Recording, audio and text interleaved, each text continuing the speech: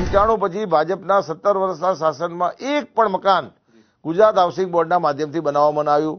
Slum PS board બંધ થઈ ગયું, ગુજરાત હાઉસિંગ બોર્ડ બંધ થઈ ગયું, ગ્રામ ગૃહ નિર્માણ બોર્ડ બંધ થઈ ગયું। એ વખતે મારા વખતમાં 25 લાખ ચોરસ વાર જગ્યા ગુજરાત હાઉસિંગ બોર્ડમાં હું અનામત મૂકીને ગયો છું અને એ વખતે 300 કરોડ રૂપિયાની ડિપોઝિટ એ નેશનલાઇઝ બેંકમાં ગુજરાત હાઉસિંગ બોર્ડ પાસે હતી।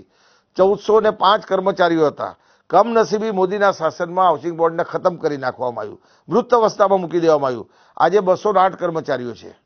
આજે પણ એટલી બધી જમીનો છે હાઉસિંગ બોર્ડ પાસે। એ ઉપરાંત બીજી અનેક નવી ટીપીઓ પડી ગુજરાતમાં।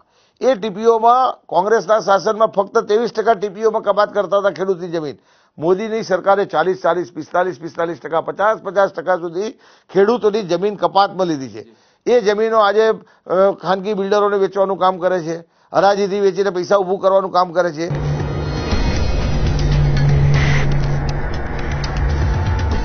તો સ્વાભાવિક છે કોંગ્રેસમાં લોકશાહી માળખું છે। અહીંયા આગળ દરેકને ટિકિટ માંગવાનો અધિકાર છે।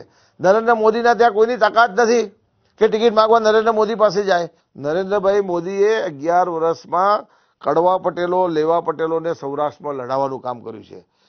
એ વખતે પાટીદારો એમની વાતમાં આવી ગયા, ધર્મની વાતમાં આવી ગયા, અયોધ્યાની વાતમાં આવી ગયા, તમે એક દિવસ જાગો હું તમારા માટે 5 વર્ષ જાગીશ એની વાતમાં આવી ગયા। આજે પાટીદાર સમાજ જાગૃત થયો છે। આ રાજ્યના મુખ્યમંત્રી કોઈને મળતા નથી, ત્યારે સમગ્ર પાટીદાર સમાજ ગુજરાતમાં સમજતો થયો છે। એટલે સમગ્ર ગુજરાતમાં પાટીદાર સમાજ, કડવા પાટીદારો હોય, લેવા પાટીદારો હોય, ચૌધરી પાટીદારો હોય, આજણા પાટીદારો હોય, આ તમામ પાટીદારો એ સૌરાષ્ટ્ર હોય, ઉત્તર ગુજરાત હોય, મધ્ય ગુજરાત હોય, દક્ષિણ ગુજરાત હોય, આ તમામ વિભાગના પાટીદાર સમાજ જાગૃત થયા છે અને જબરજસ્ત પરિવર્તન લાવી અને કોંગ્રેસની સરકાર બનાવવામાં મોટું યોગદાન આપવાના છે।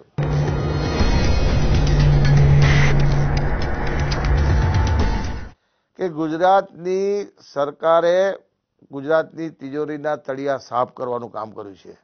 વાઇબ્રન્ટ ગુજરાતથી માંડીને, સદભાવનાના ઉપવાસથી માંડીને, મેળાઓ જુદા જુદા કરવાથી માંડીને જુદા જુદા ઉત્સવો ઉજવવા સિવાય આ સરકારે ગુજરાતમાં કોઈ કામ નથી કર્યું। રોજ સવાર પડે ને મનમોહનસિંહને ગારો ભણવાની, સોનિયાજીને ગારો ભણવાની, રાહુલજીના માટે ગમે તેવા શબ્દો વાપરવાના।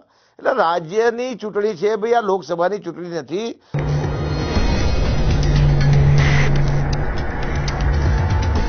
હજુ તો અડવાણીજી એમના વેટિંગ પીએમ છે, એમાં આ મોદી સાહેબ બી જોડે ગયા વેટિંગ પીએમમાં। એમના પણ રાતના સપના આવે છે કે 2014માં હું પીએમ થઈ જઈશ, પણ એ સપના એમના અધૂરા રહેવાના છે એટલા માટે કે 2012માં ગાંધીનગરની ગાદી પણ એમની જતી રહેવાની છે।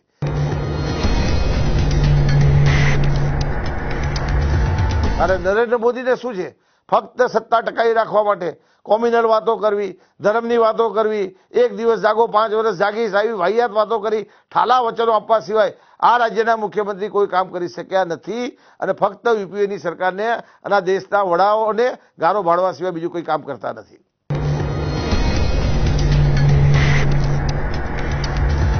નરેન્દ્ર મોદીની સમકક્ષમાં તમે પોતાની જાતને મૂકો છો, સાચી વાત? હું જ્યારે નરેન્દ્ર મોદી કઈ નતા ત્યારે હું કોર્પોરેટર હતો, એટલે મારો રાજકીય જન્મ તો નરેન્દ્ર મોદીનો જ્યારે રાજકીય જન્મ નતો ત્યારથી થયેલો હતો અને મેં લાંબી ઇનિંગ હું રમેલો છું। ત્યારે નરેન્દ્ર મોદી તો દિલ્હીથી આવ્યા, આરએસએસના સ્વયંસેવકના કાર્યકર હતા અને કેશુભાઈને કાઢીને સીધા જ મુખ્યમંત્રી બન્યા છે।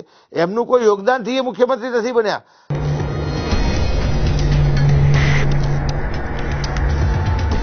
તમે વજુભાઈ વાળા તમે જુઓ, સિનિયર માણસ વજુભાઈ વાળા એમના માટે સીટ ખાલી કરી દીધી રાજકોટમાં।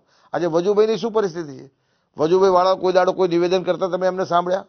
આનંદીબેન અમિત શાહની લડાઈ ચાલ્યા કરે, ત્યારે ભાજપમાં એકલા નરેન્દ્ર મોદી